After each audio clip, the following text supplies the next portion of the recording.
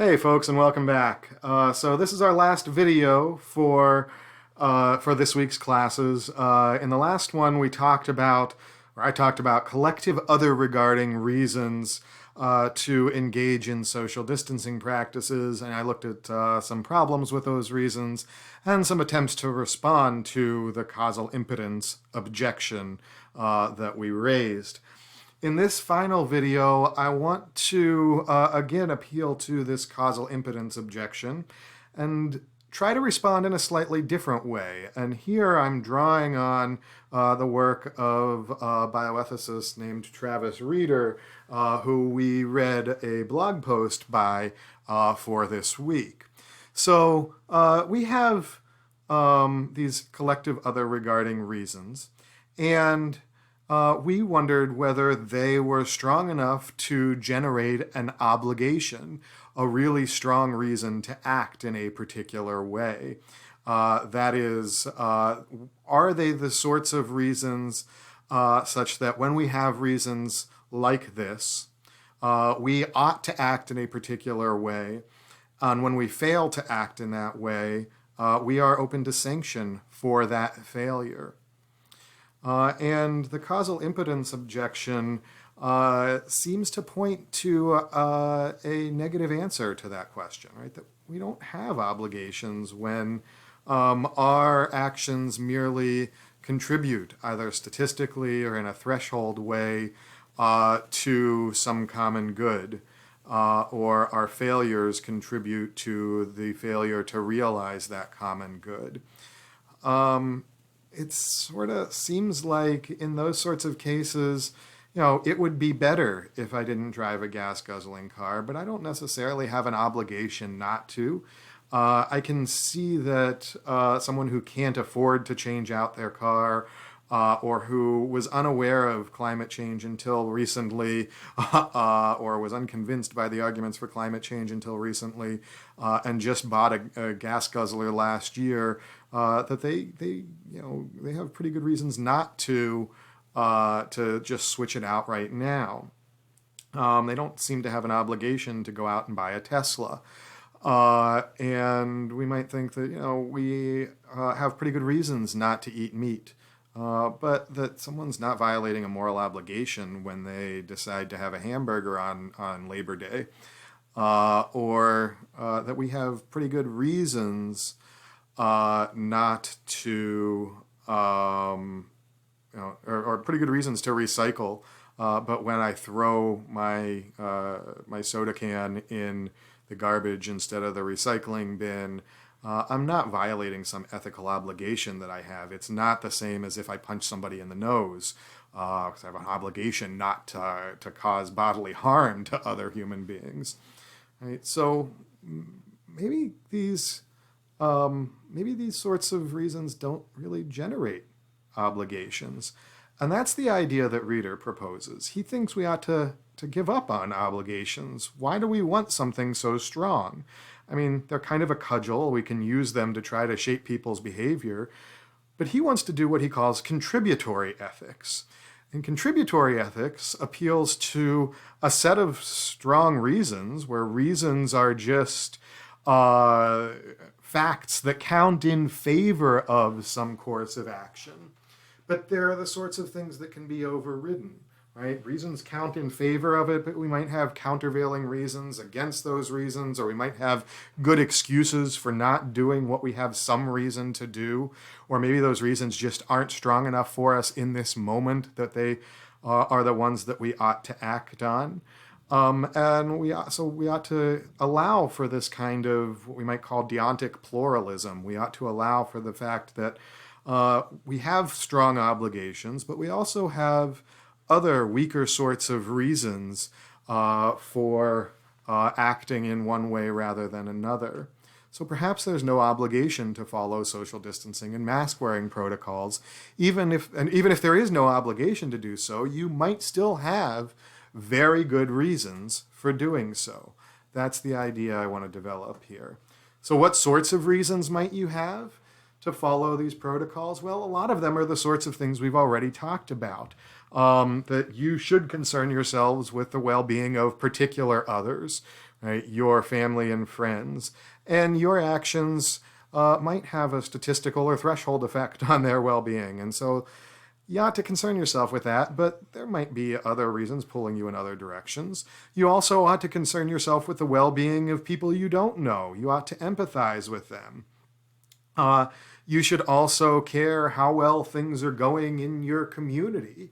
You need your community to thrive so that you can thrive. So you have some good reason for concerning yourself with how things are going in that community, making sure that everyone is well taken care of, that everyone is given the best opportunities that they can or has access to the best opportunities. Right? These are things that you should care about.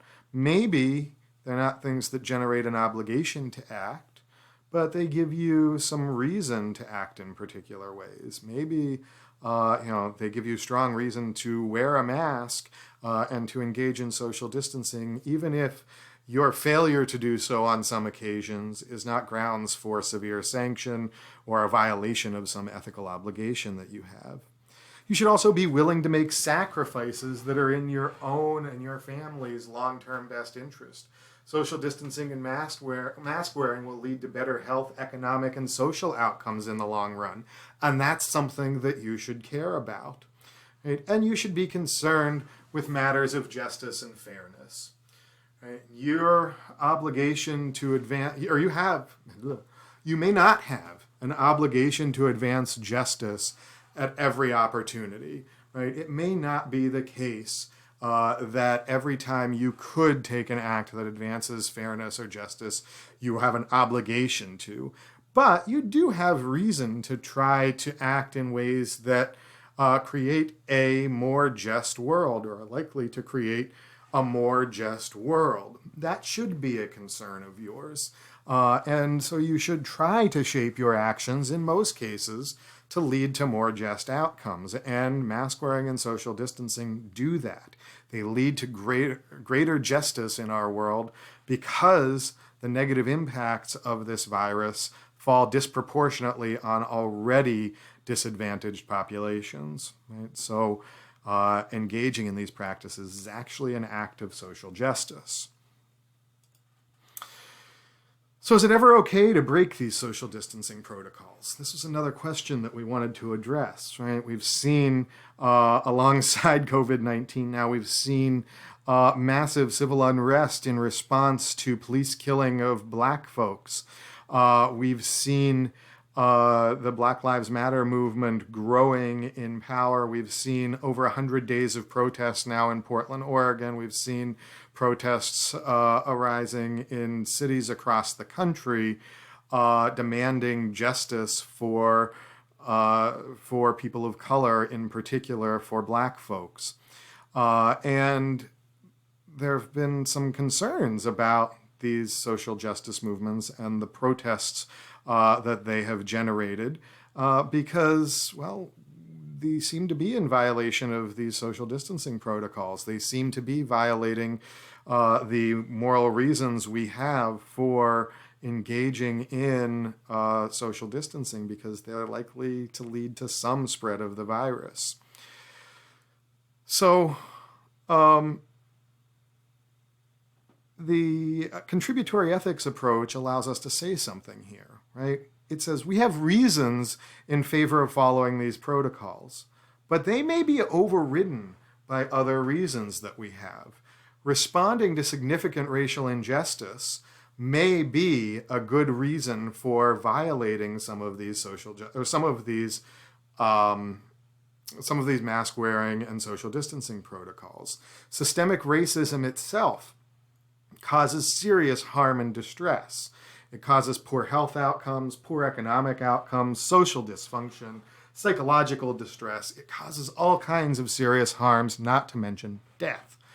And working to prevent those harms is a matter of justice.